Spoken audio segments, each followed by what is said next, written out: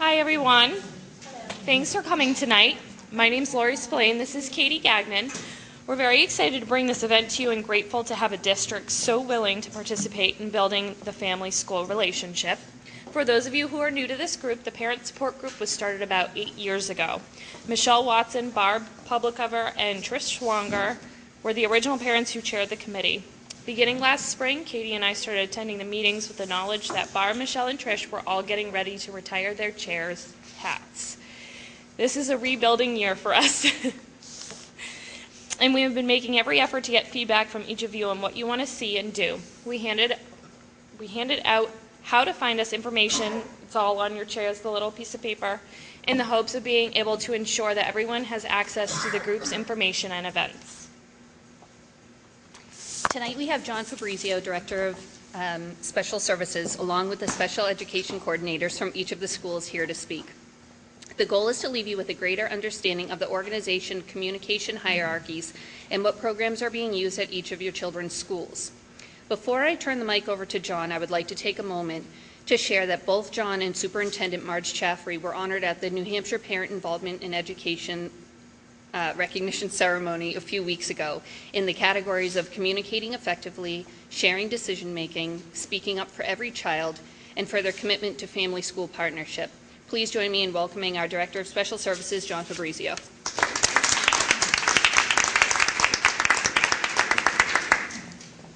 Very nice. Thank you both. And welcome, everyone. Welcome, parents.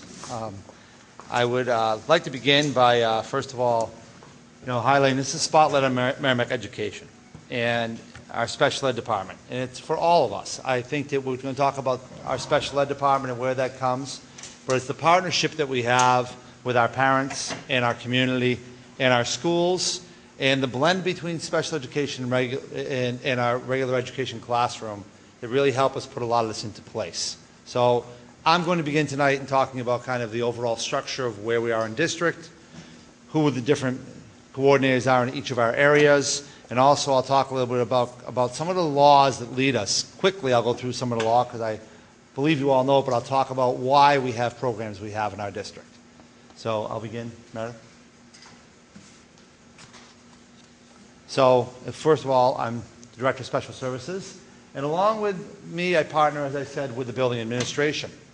And along with that, in my office, it's Kathy Kremens and Chris Shanahan, and they are the two administrative assistants who help run the operation within our district of special ed. It's a small office, but it's amazing what gets done in a very short time each week, it feels, in that office to try to get everything done. But they do a wonderful job supporting all of our programs. So I'm going to introduce, and I'd ask just if you could give a little wave or stand as I introduce you. Sheila Demers, Preschool Coordinator. Hope Setti, MASTRICOLA Elementary Coordinator. Shelley Lefebvre, Reed's Ferry. Karen Egan, Thornton's Ferry. Nancy Romero, Upper Elementary School. Meredith Devine, Merrimack Middle School. Christine Reinhardt and Deb Gerber, who are both at the high school. But Deb's here.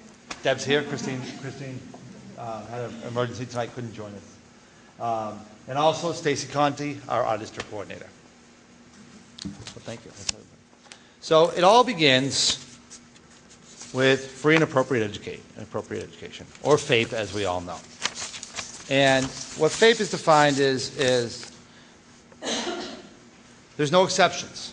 Everyone, all children, need to have a free and appropriate education without charge to parents, and it applies only to special education and related services. So, free and appropriate education. FAPE must be made available to all eligible students with disability.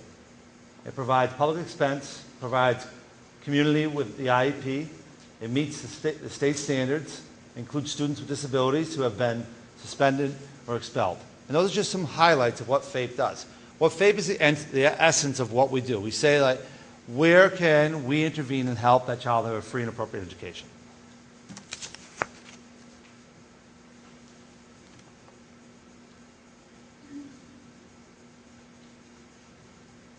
So again, no exceptions. Without charge, applies only to special education related service. You go ahead, Meredith. Logging down. So again, we talk about what is appropriate. And what is appropriate must be decided in each individual case. It must meet all state standards. It must be in conformity with the IEP for each student.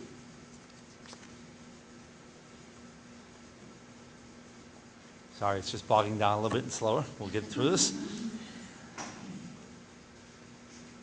So again, meets state standards, includes children placed in private facilities as well as within our district, and that's why we do have an out-of-district coordinator who does function and work with the students who we have placed out of district.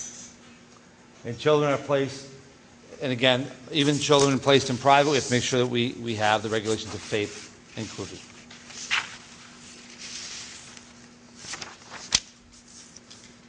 So, it's a big slide.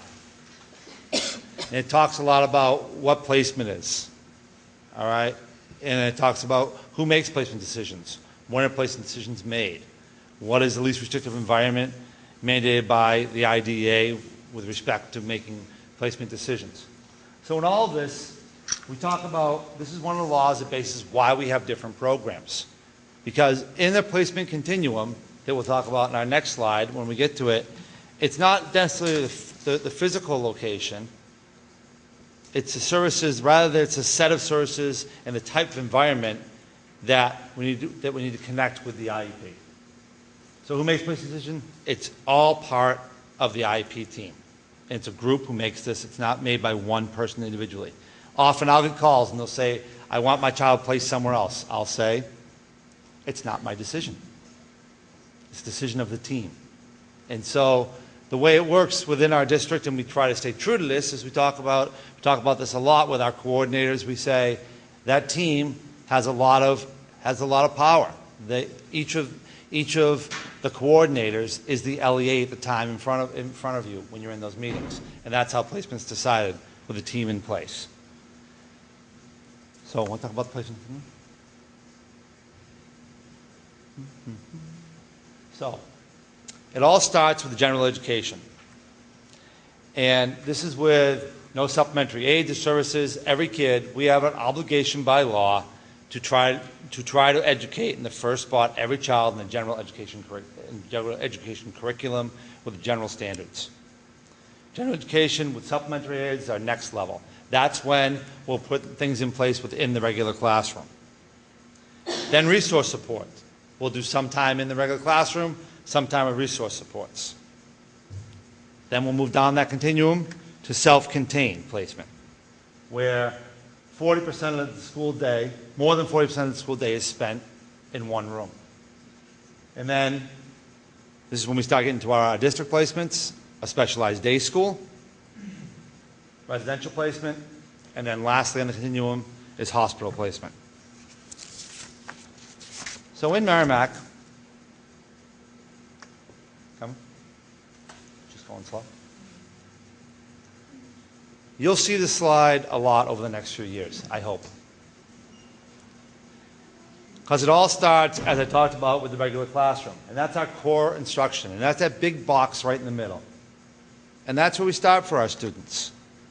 Then we try to find interventions for students who really need extra supports in that next block that goes both ways, for students who are advanced or students who need some remediation. And that's at Tier 2.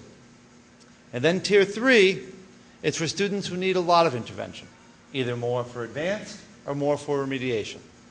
And that's in our district, that's our RTI model. And this you will see, hopefully for many years to come, because it's the basis of how we decide to build our programs in our district. Really, how are we supporting that Tier 1 core instruction? Is everyone getting that? And that's our hope.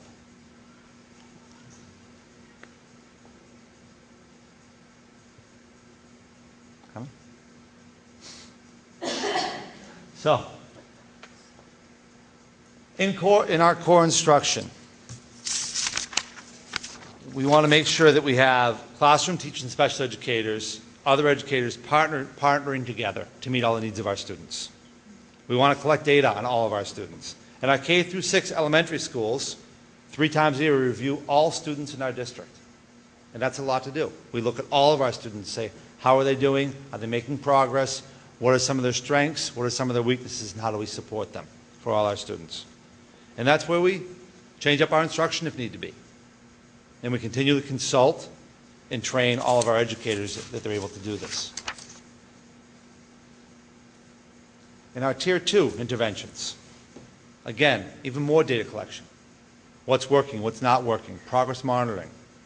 Looking at increased parent involvement at this stage. If we say, this child or this student may need a little bit more. This is where we involve the parents even more.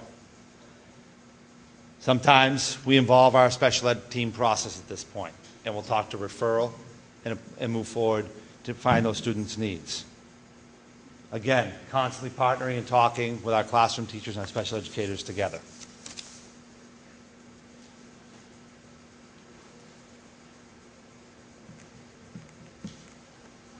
Coming? Then we move to our Tier 3 instruction. And really in our Tier 3 instruction, this is when our special ed teams get involved. We have approved special ed programs that you will hear about in a little bit. We have students with individual instruction and opportunities to have interventions throughout their day, and also sometimes in the classroom and out of the classroom. Again, this goes well beyond the Tier 1 classroom. It utilizes all of our partnerships in the building and also sometimes bring consultants from outside to help us in Tier 3.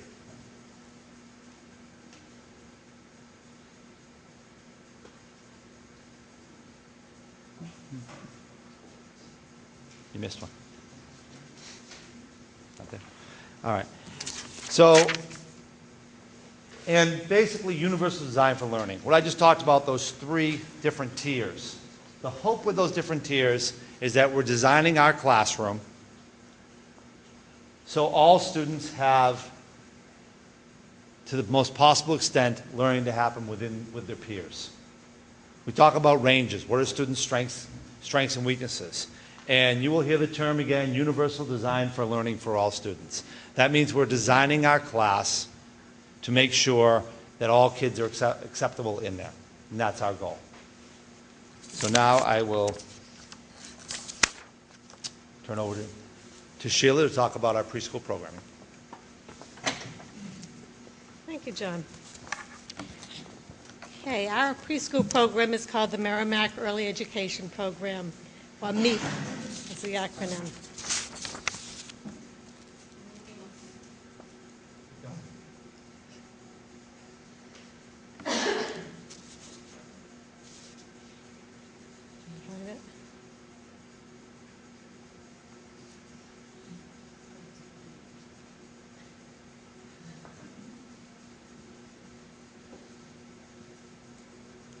Well, I can start talking about it, and she can catch up. The process of identification of a child with special needs for young children is usually one that starts with early intervention. Students are referred to the school district from early intervention if a child receives those services prior to age 3.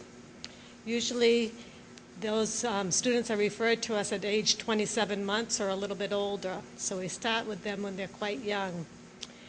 When we receive a referral for a child with special needs at that young age, we'll set up home visits and school meetings to look at the student's needs and determine eligibility for special education.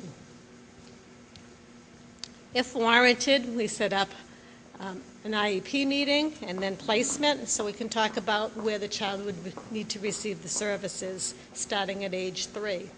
And age 3 can happen anytime throughout the school year. They might start the program in September, they might start in January or March. And then if they haven't come through early intervention, parents can refer children to our child check for screenings. We have a weekly child check team that meets and screens all children who are referred just to see if they qualify for special education and they might need some services. So we do that on an ongoing basis throughout the school year. So the child check team will evaluate children, and then they'll determine if the child needs special education services. The next one is the federal and New Hampshire Department of Education rules say that school districts are mandated to offer early childhood programs for preschoolers identified with special needs. So that can be within the school district. Some towns have programs, private programs that they pay for children to go. But we're fortunate here in Merrimack because we have so many children with special needs that we offer an array of programs. We offer right now 10 or 12 different programs within the school district. And the Department of Education also recommends that school districts offer preschoolers with disability services in an appropriate early childhood setting where you have a majority of typically developing children and low teacher-to-child ratios. So we have to make sure that we keep those ratios at an appropriate level. The Merrimack Early Education Program offers a range of services to preschoolers with special needs. Those services range from just speech and language services, coming in for services, up to preschool programming, which could range from 2 mornings a week up to some children stay for a full day if they need those services. The district offers preschool programs at all 3 elementary schools. This year, it's the first year that we're able to offer preschool at Thornton's Ferry School, as well as MASTRICOLA and Reed's Ferry schools. And those programs are for 3- and 4-year-olds, and we have 1 intensive skill-building class at Reed's Ferry. The program has grown from, I started here many years ago for just a few children, up to 70 students in 2010, and currently we're at 120 students within the 3 elementary schools. Let's see here. If you're interested in signing up your child for a typical slot in our preschool program, we begin the registration program process in January, and we'll be setting those registration forms up at the neighborhood schools. They'll be announced on the school district website and local newspapers.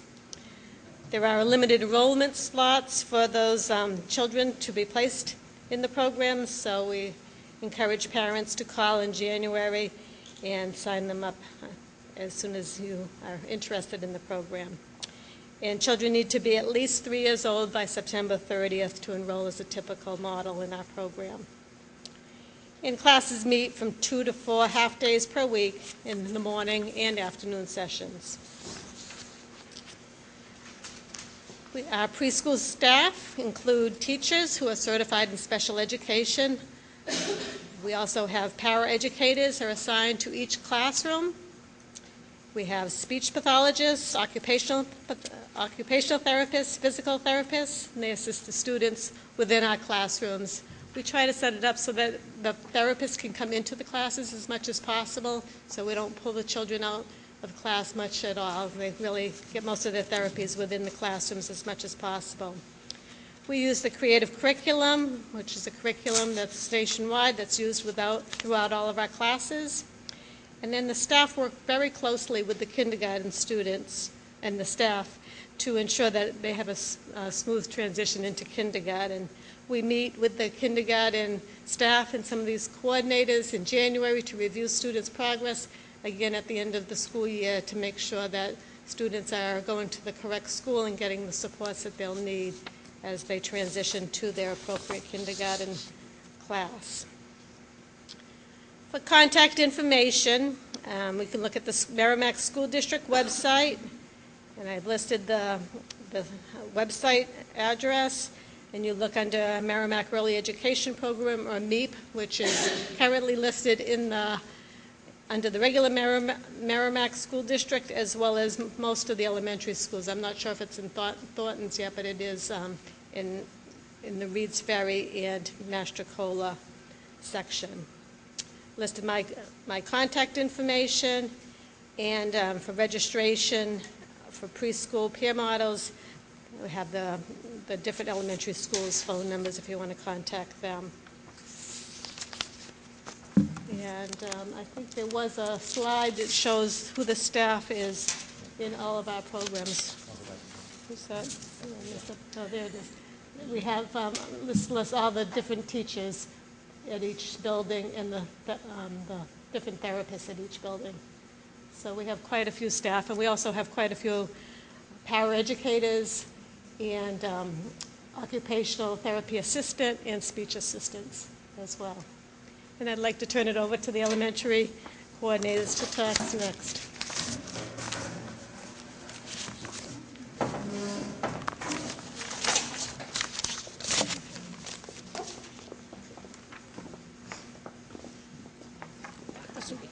Thank you, Sheila. I'm Shelley LaFave from Reed's Ferry School.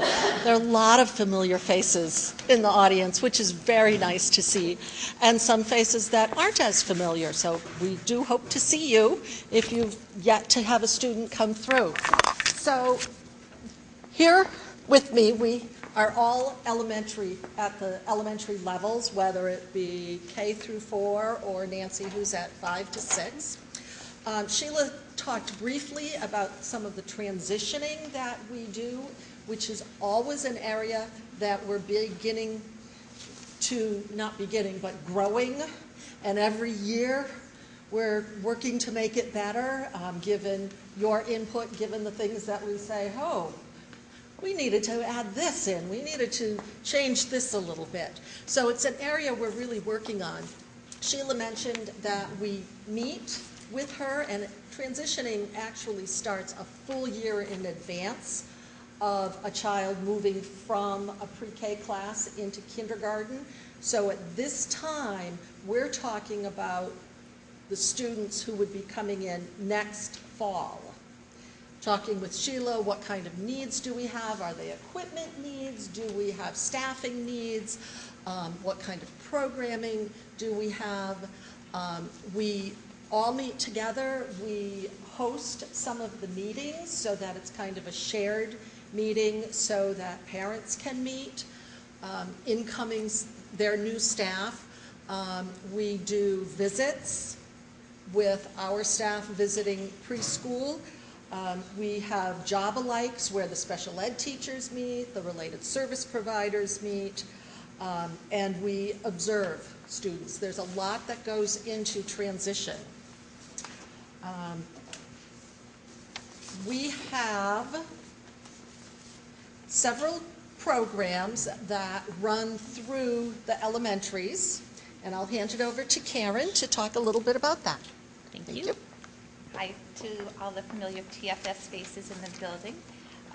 So before we get to the programs, John mentioned response to instruction, and RTI is an initiative that is available in all of the buildings, and it starts by looking at benchmark assessment data for each of the children, as John mentioned.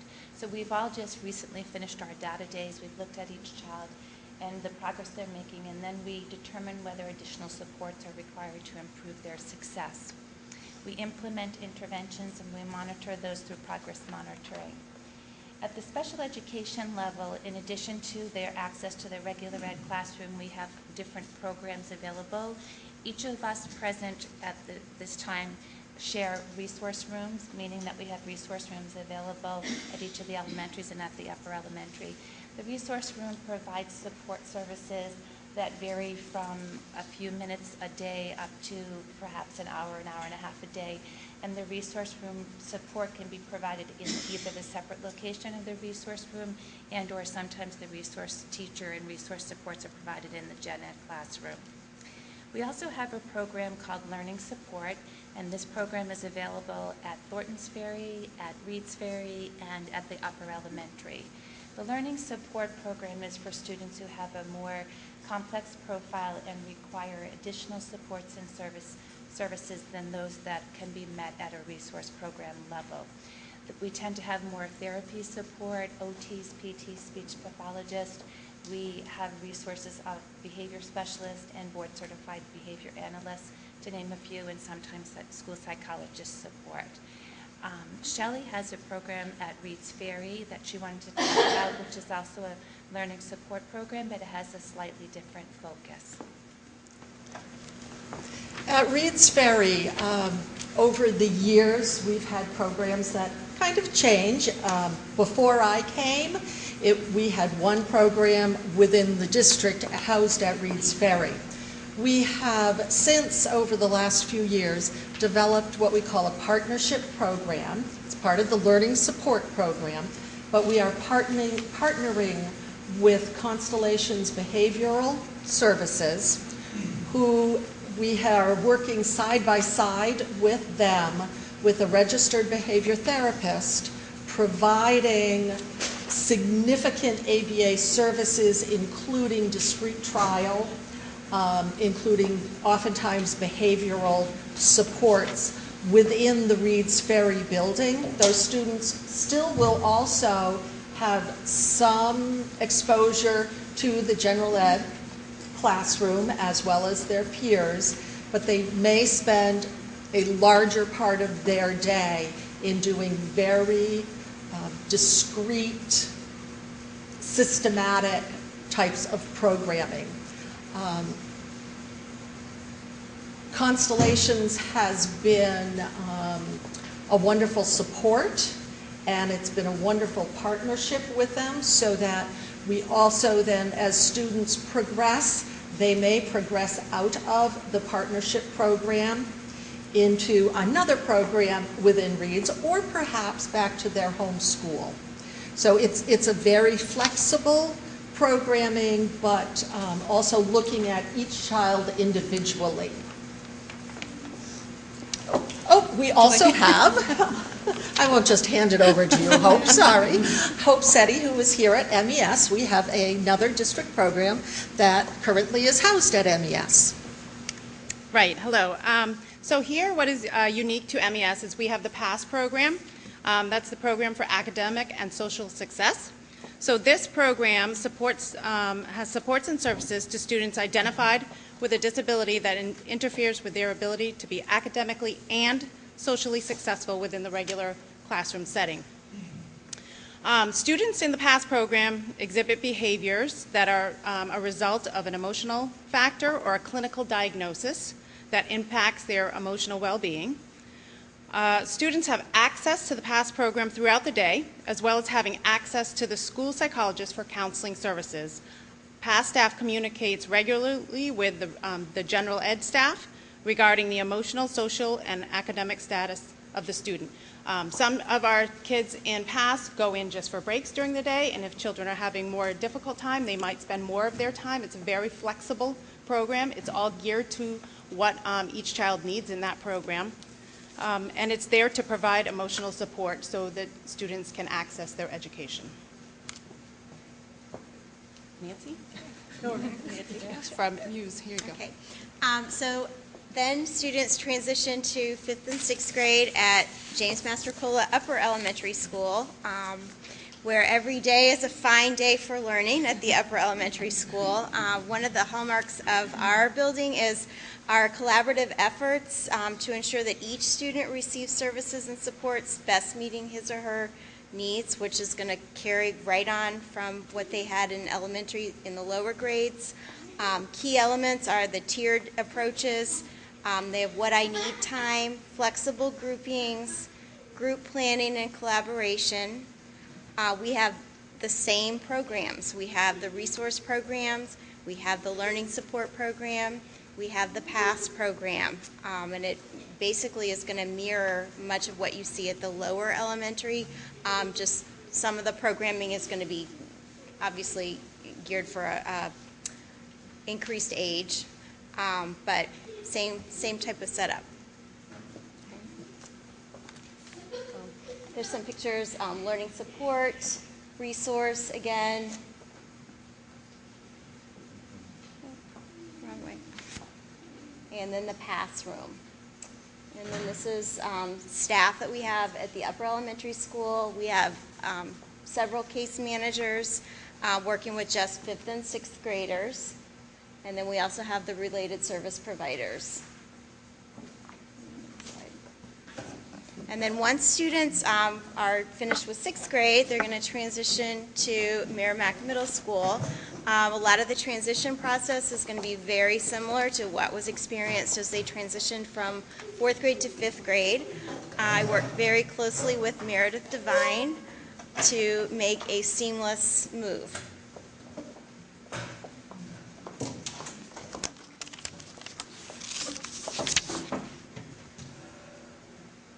Thank you.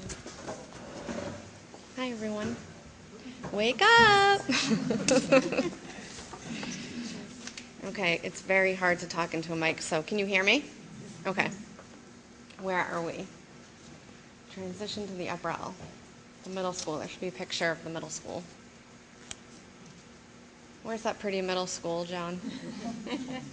There we go. So that is the middle school. It's about 11 years old, I think, roughly.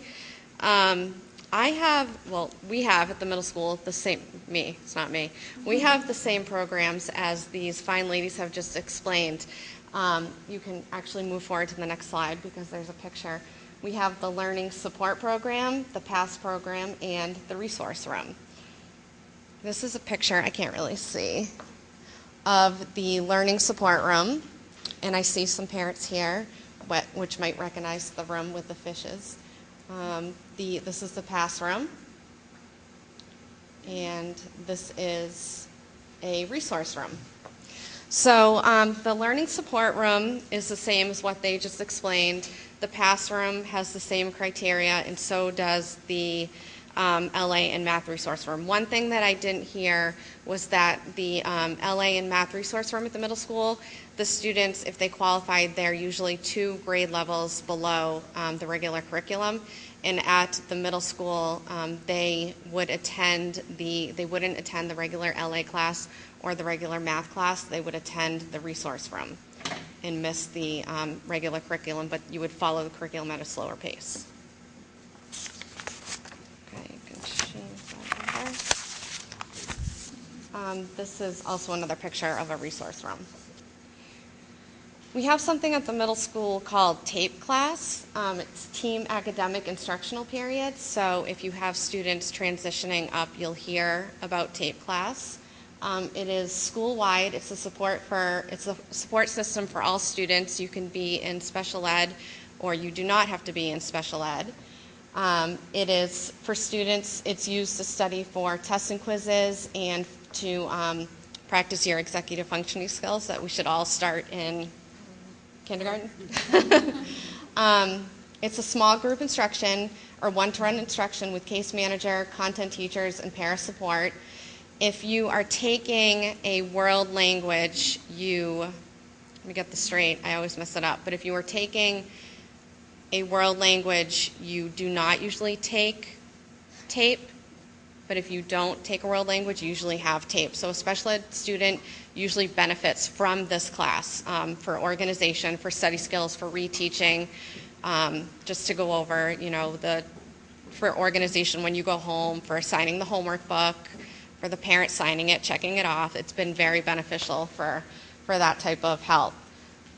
Students are pulled out of related services for this class, such as OT, PT, or speech. And like I said, students take this class in lieu of a world language. And the world language at the middle school is Spanish or French. Okay, transition. So transition starts, if you have a young one, it's going to come very quickly in 8th grade when you're 14. And you are invited to the IEP, your child will be invited to their IEP meeting. We really recommend that they come. They really don't like to. We don't force them, but it's a great opportunity for them to sit with their parents, sit with the IEP team, sit with the team teacher, and just go over their IEP. I'm going to actually invite Deb Gerber up. She is the high school coordinator, and she's going to discuss transition. We do meet many different ways and talk about transition, but she's going to talk about the transition page that we review that you will not see until your student is in 8th grade. So I'm going to have you discuss that. So actually I would argue that transition starts the minute they step into the school, and we're trying to teach little guys how to wait patiently, how to ask for help, how to use their manners, how to work with their peers. And I would say that that's really the goal, I think, of education and parenting in general, is to create members of society that can function and achieve their goals. So by law, we're required to have a transition plan in place when they're 14. By the time they're 16, we need to have sets of measurable goals, which for parents, I know you guys are thinking, oh my gosh, I've got a 9th grader right now. No, they're 4 years away. It'll go by so quickly with all the projects and games and dances. Before you know it, you're going to be knocking at the doors of colleges going, okay, where are we headed? And you'll be packing up those bags. So it does go by really quickly. Really important that the kids are engaged as early as possible with their IEPs. So the high school is expected that they come to every IEP meeting because it's all about them. We bribe them with candy though, so they generally like coming. Although I will tell you the staff eat much more candy than the kids do, but at least everyone's happy. But it's really important that it's warm and welcoming and it's fun and we laugh. We have artwork on the walls and they're important members of the team. They really are. So as much as, parents have been in charge of the process for many, many years at the high school level, we have to just sort of step back a little bit and help guide your child through these hoops. But how do you run a meeting and talk about your needs appropriately and really say, no, I don't want to take this class. This is what I really want to do with my future. And that's a big leap for kids to take, and that's something they really need your help with. And something that we need your help with too. It's helping them feel more comfortable and get ready to really drive their future. So transition between the middle school and the high school. Meredith and I work really hard with Christine Meinert, who isn't able to come tonight. And Christine actually goes to almost every single IEP meeting for all of the students. How many do you think total? 90? Is that right? No, I'd say probably about, I would say probably about 75 to 90, yeah. Yeah, you're right. Every single one. Yeah. So it's something that's near and dear to our hearts. It's really important that when your children, when they come up to our school, that we know them as well as we can, we have a good understanding of who they are. She takes notes and she shares that with me. Mm-hmm. And then we share it with the upcoming case manager. So we have the snippets, the most important, I call them nuggets, information about your child that will help us reach them, get to know them, know their passions, their interests, anything that's special that they love, and we can get to know them right away.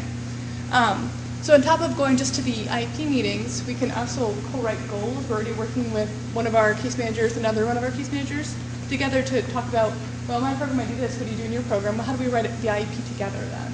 Which is something that's new for us and we're really excited about.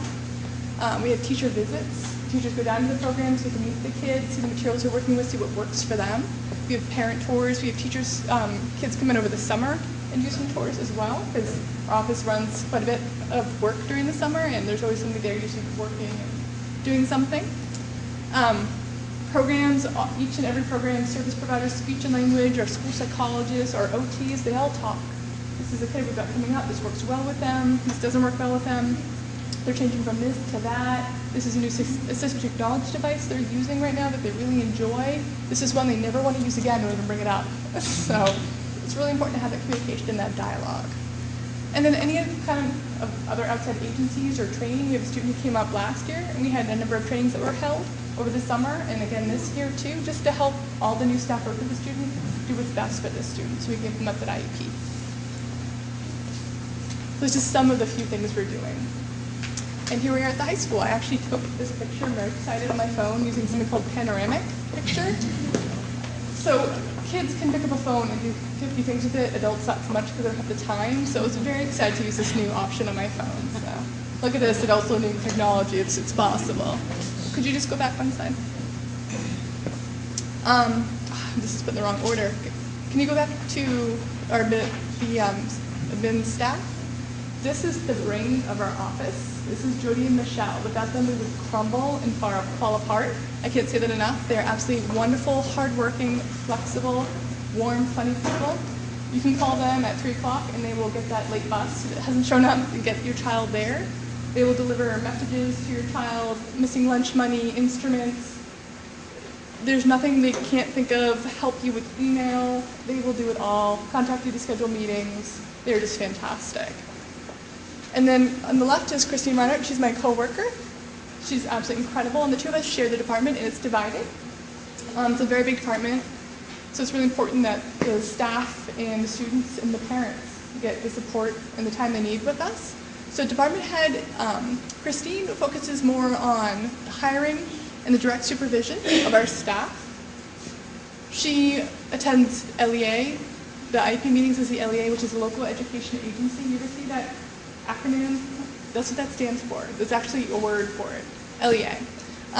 She focuses more on the 9th grade meetings because that's really her specialty. Over the summer, she runs the summer school program, and she's involved a lot in something called a comprehensive program, which we'll talk about a little bit later. But she's sort of like the expert on our 9th grade kiddos and all the 8th graders coming up, so she knows them really, really well.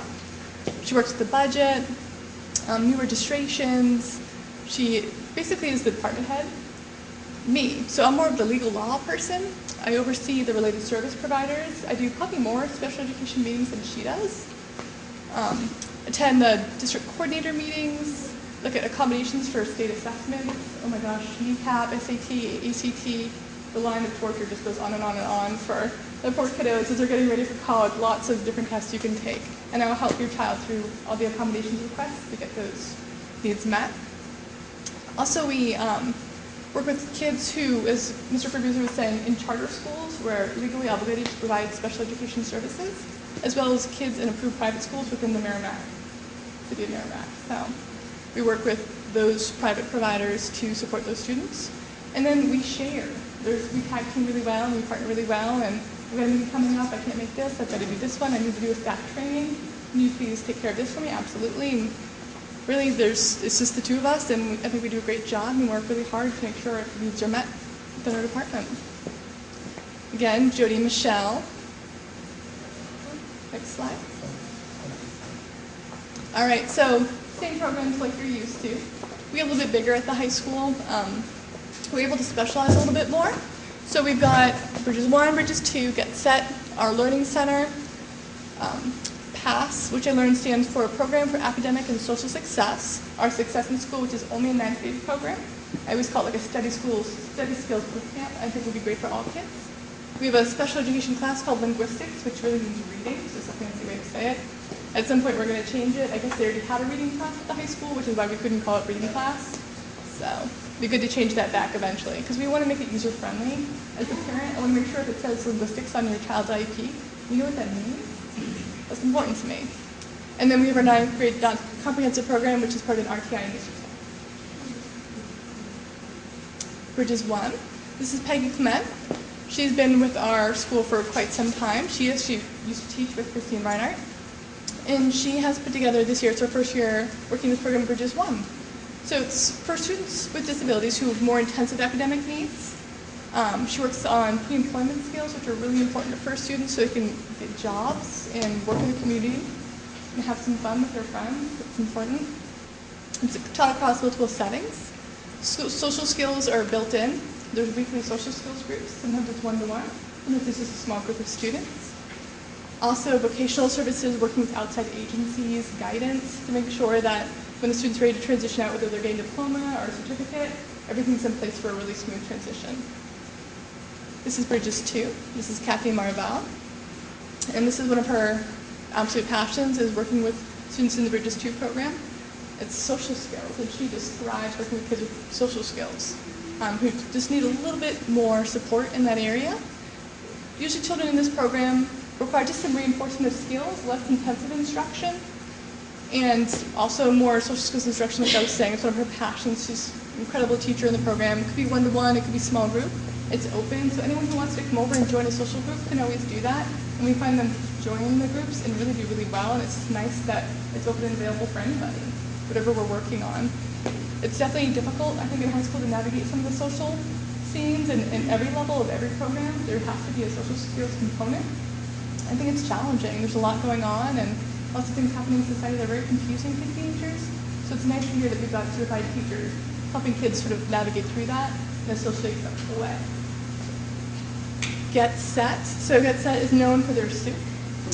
This year, though, it's changed to a bakery. So I'm going to have to buy some expandable pants because they are really, really good cooks. Let me just tell you, their brownies to die for. And they're out there, too, working with kids with more significant, usually, needs. They focus on basic life skills, health and safety across multiple settings within the community and also within the school. So you might see the students at the Y learning some health and safety skills.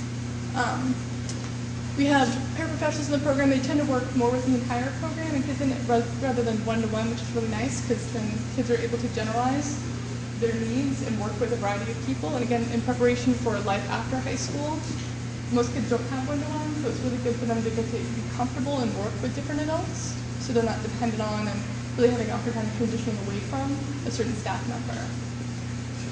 We have a learning center, which is really focused on preparing kids for college and academic support. You'll see some academic tutoring, executive functioning, which I believe still goes on at the high school. We're not done yet. It's a big task. There's a lot to organize at the high school, and it's challenging for some kids, and we're there to support them. They collaborate a lot with general education teachers, and sometimes you'll find too at the high school that the Learning Center teacher may not be your child's case manager, so your child might actually have two different teachers they're working with, and they collaborate and communicate a lot, whether it's progress reports, writing the IEP, or the IEP team meeting. Guidance is a big part of this too. PASS. This is our PASS program. So it's called, I think, pretty much the same in all the other schools. Probably the exact same setup. We have two teachers in the program. We're really fortunate this year to have Brian Young. He's a teacher on the right. He's actually a former guidance counselor, and he's also had tons of experience within state agencies. Both teachers are incredibly skilled with a long resume that are just really unique, I think, to the high school, and really help our kids excel. And they work with kids who really struggle with emotional behavior disorders, anxiety, other health impairments, really kids who are just struggling to navigate all the stresses of their life, or their school, or maybe some chemistry that's not quite right in their bodies, and they just need some help learning those coping skills to get through high school. Success in School is a 9th grade program, and this is really focused on teaching kids the basics on how to be successful, and I gotta tell you, these teachers have it down pat. Kathy Quinn King really is the one who spearheads the program. Linda we stole from the middle school, sorry Mary, she was fantastic.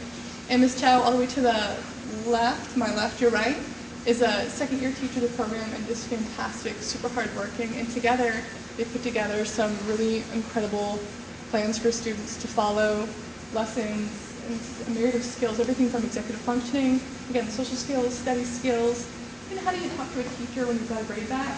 What do? You can teach that. You can teach a child how to go up to the teacher and say, gosh, I thought I did really well on this quiz and I didn't do so well. When can I stay after? You know, if the teacher says no, well, then you can ask for another day. The teacher says, oh, sure, I just couldn't do it that day. You really help the kids approach the teacher, which can be really scary for them, and they directly teach how to do that. Linguistics is our reading class. Again, poorly named, I'll admit it. We're going to fix that. I think it's really important for us to do. We have two teachers, Mrs. Shiramita, who on my left here, and then on the right is Ms. Farrell. And we work on reading instruction. And there's levels 1, 2, and 3. Level 1 is not, this is where it gets a little confusing. So again, this is something we can definitely look at changing as well. Level 1 is a kid who needs really intensive reading instruction. Level 2 is a kid with the higher skills, and level 3 is the highest skill of reading to the point where they're just about ready to transition to any sort of setting with their reading skills. Maybe just need some assistive technology, spell check, just fine-tuning of those skills, the comprehension, maybe some additional vocabulary building or boosts that would help them really flourish and excel. Level 3 of the program, they might focus on PSAT, SAT instruction during some weeks. They might prep for some of the testing ASVAB, Accuplacer, things like that.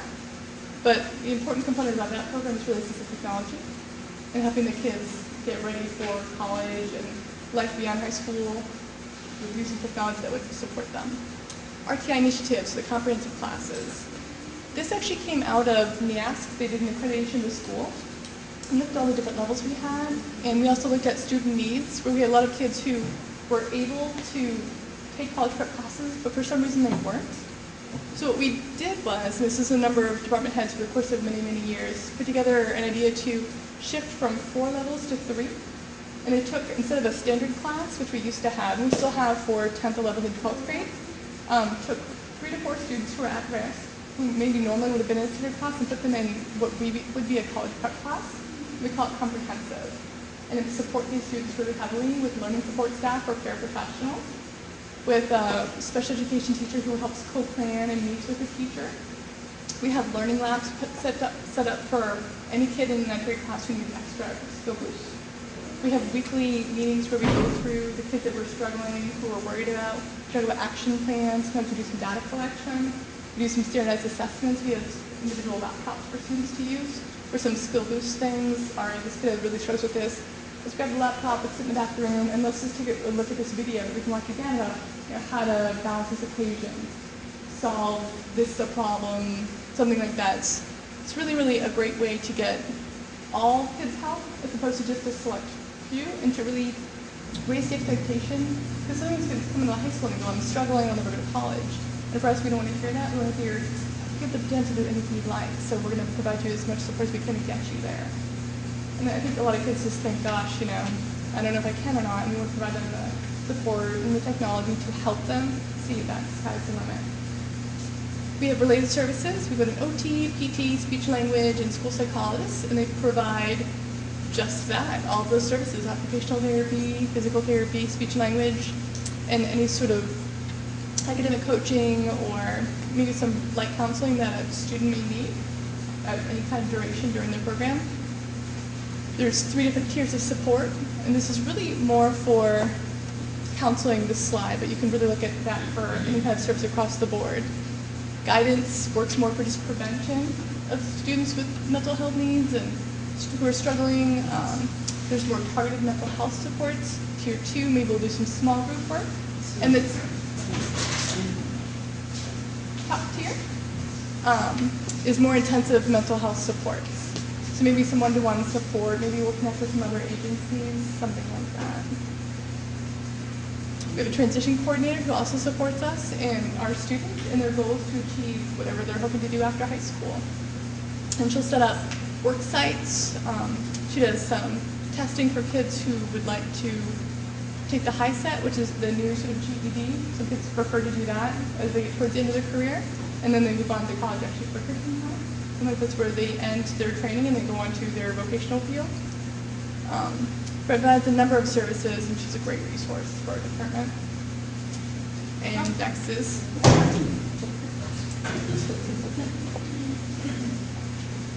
think I'll be quicker. So many times, even with all of these services that we have in all of our schools, the team has to make a tough decision and kind of concede to the fact that the student needs are beyond what a school team can do. And at that time, it's always a team decision. I think, John, you kind of said all of this already, but we look at placement annually as a team anyway, and it's always a team decision. And like John said, sometimes parents will call and say, "This is what I want." It's always a team decision. So you can go. We consider, when we look at out-of-district placements, we always consider, what have we already done? What's the least restrictive environment? We always want to keep them as close as possible to home.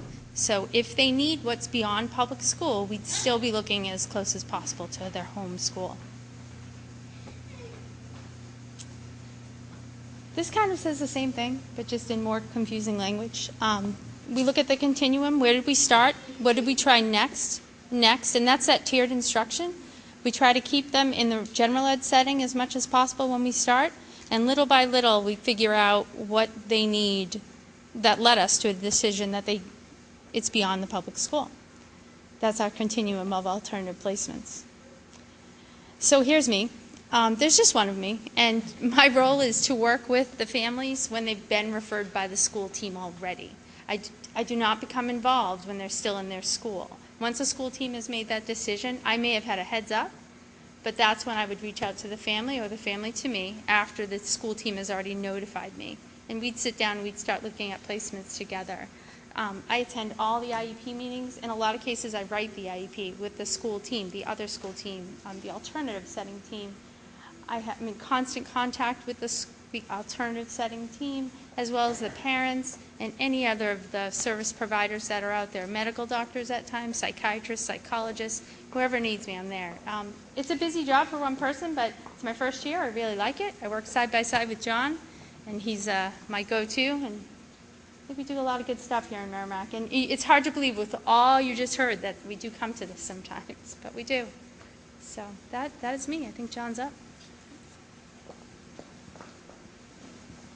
Yes, Stacy is a great partner, and we do work together side by side, and it's nice over in our small office. It's often a lot of time to consult, and when it does come to that level of out-district placement, it's a lot of things have been tried and done, and then what's next, and we talk about that together and as a team. So, what is extended year ESY? I was asked this question, so I thought that I put a couple slides together, but I'll briefly go through this because I think there's a lot of information here. ESY is something that we're required to have by law, and it's according to the child's IEP. And it's at no cost to the parents, and it meets the standards, all the same standards we talked about earlier. That does the child need it, and what are we going to provide for those kids? So, Meredith, so each public agency shall ensure that extended school year services are available, necessary, provided, FAPE, consistent with section, paragraph 2, and all these things. It's a lot of law, What it says is we do have ESY. And we have ESY because some children with disabilities need more than what's provided during the calendar school year of 180 days. And what it allows us to do is say that it's our obligation to do that, make sure we have FAPE, as we talked about earlier, and that it's for the students who need it. It's not for every student, and that's kind of sometimes what we have to talk about. It's like, what are those pieces that we do need? Meredith, you want to move forward? Yeah, for some reason when I get up here, it just slows down. It's up. So we need to determine this again, as we said.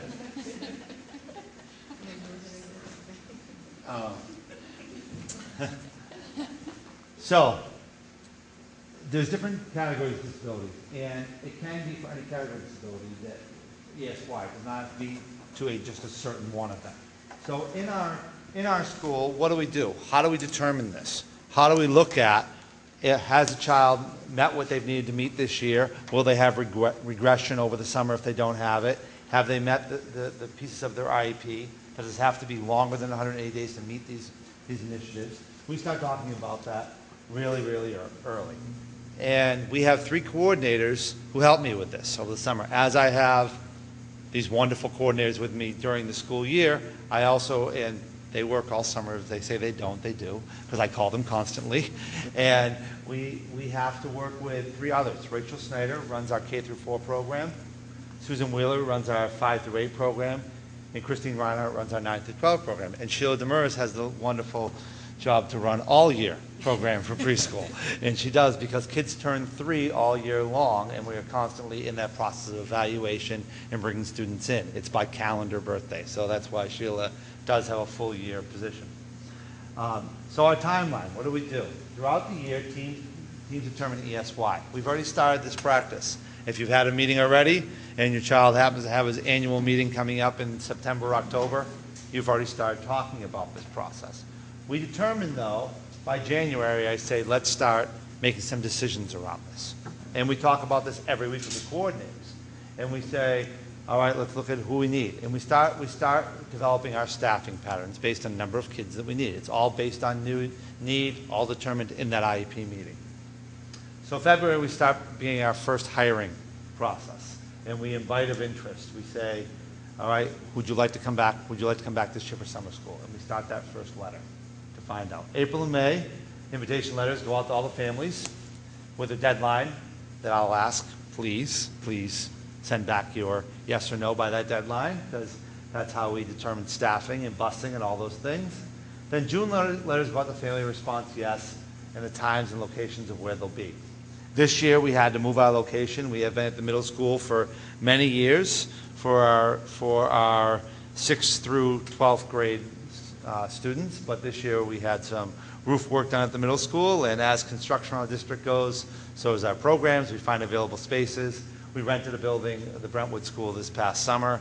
We'll move back to the middle school next year for our 6th, 7th, and 8th grade programs, 5th, 6th, 7th, and 8th grade programs, and we'll have our high school at the high school in the Get Set rooms.